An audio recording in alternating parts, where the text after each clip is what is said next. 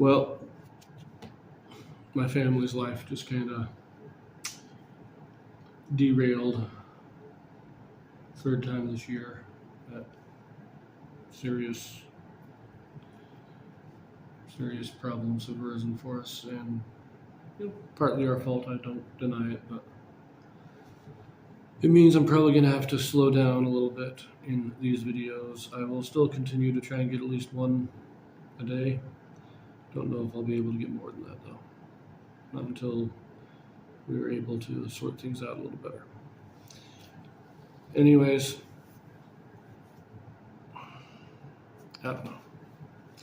But I will continue my reading. What am I doing in this series is I am reading through the entire standard works of the Church of Jesus Christ of Latter-day Saints. This consists of the Bible, the Book of Mormon, the Doctrine and Covenants, and the Pearl of Great Price.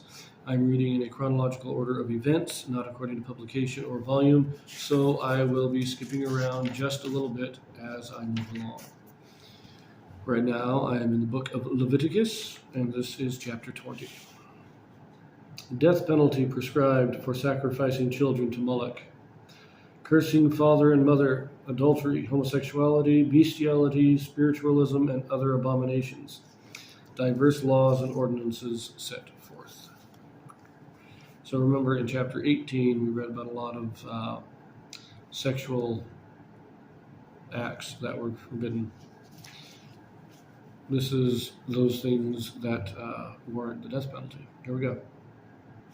And the Lord spake unto Moses, saying, Again, thou shalt say to the children of Israel, whosoever he be, of the children of Israel, or of the strangers that sojourn in Israel, that giveth any of his seed unto Molech, he shall surely be put to death. The people of the land shall stone him with stones, and I will set my face against that man, and will cut him off from among his people, because he hath given of his seed unto Molech to defile my sanctuary and to profane my holy name.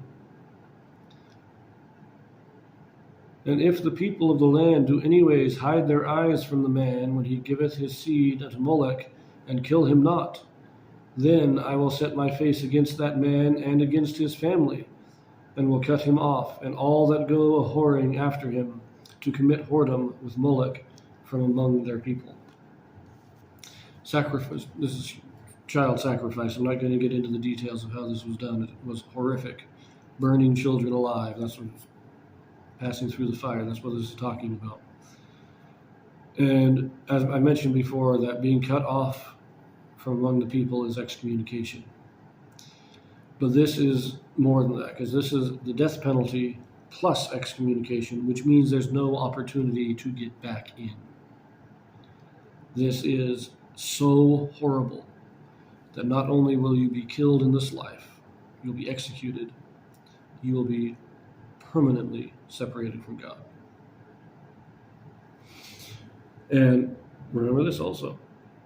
Anybody who knew that it was happening and did not inform the authorities, they are also considered guilty. Now, it mentions only his family because it is assumed that if he's doing this, that his family knows. But I would assume that this would apply to anybody. If the people do not put this away from among them, then the people are guilty as a group and will incur the wrath of God upon them. Anyways, let us continue. Verse 6.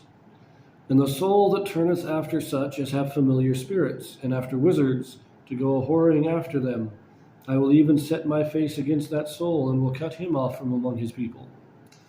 Sanctify yourselves, therefore, and be ye holy, for I am the Lord your God. And ye shall keep my statutes, and do them. I am the Lord which sanctify you. For every one that curseth his father or his mother shall be surely put to death. He hath cursed his father or his mother, his blood shall be upon him. And the man that committeth adultery with another man's wife, even he that committeth adultery with his neighbor's wife, the adulterer and the adulteress, shall surely be put to death. And the man that lieth with his father's wife hath uncovered his father's nakedness. Both of them shall surely be put to death. Their blood shall be upon them. And if a man lie with his daughter-in-law, both of them shall surely be put to death.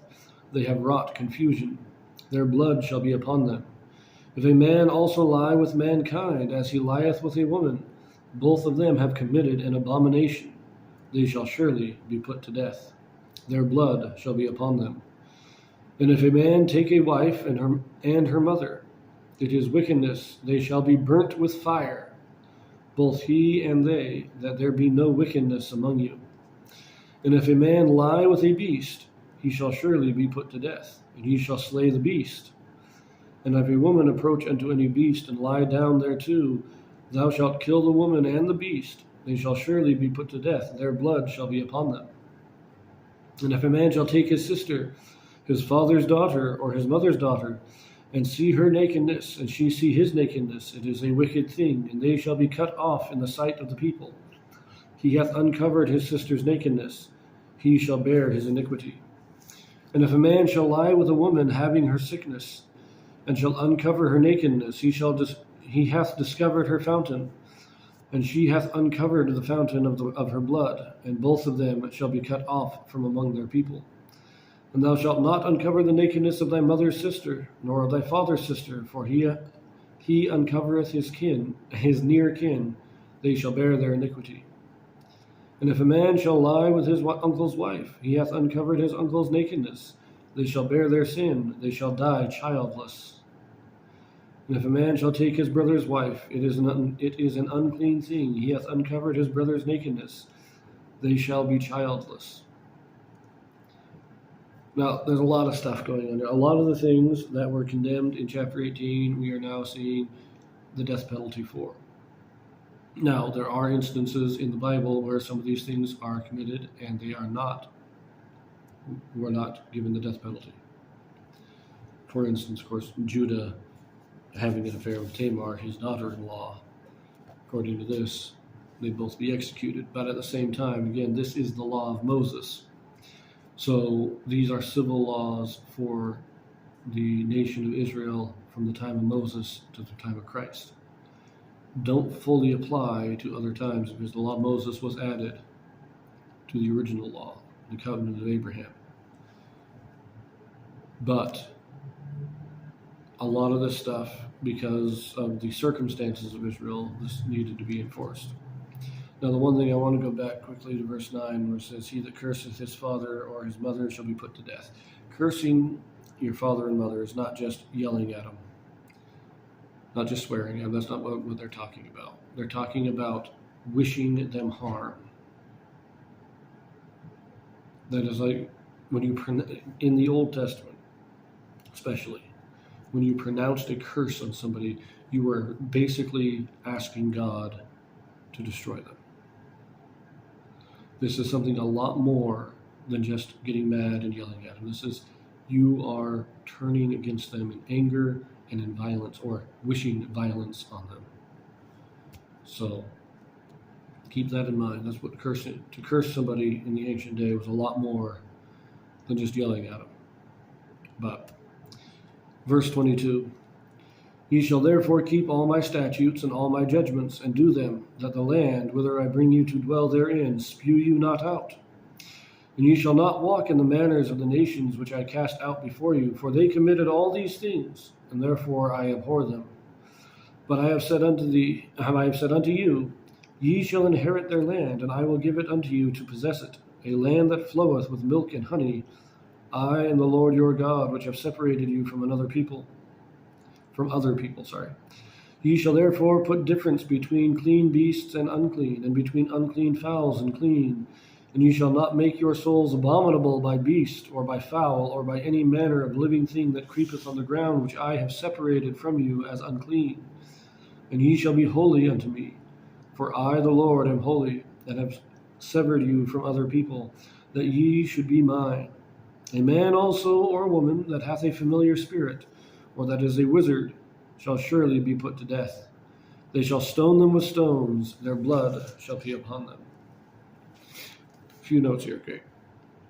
What he's saying here is that a lot of these laws are given so that Israel stands out. That Israel is obviously different from all the other people around her. That's what God is doing. He is setting up a law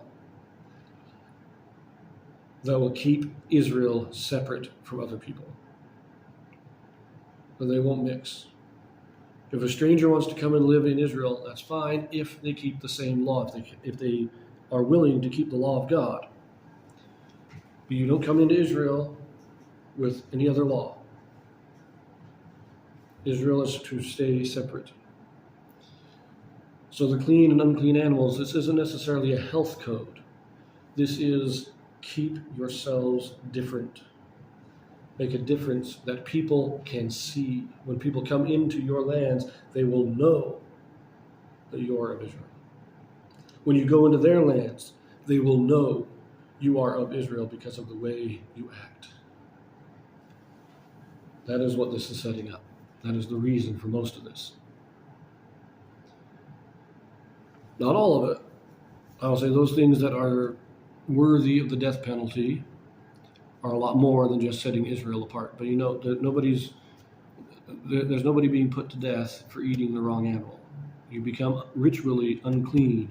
That's it. And only for a certain period of time. Remember that. But if the death penalty is prescribed, then that is something that is far deeper than just keeping yourself separate. That is something that is abhorrent, morally wrong, morally wicked, regardless of what time period you live in. So, anyways, I'm going to leave that here, and I'll see you in the next one.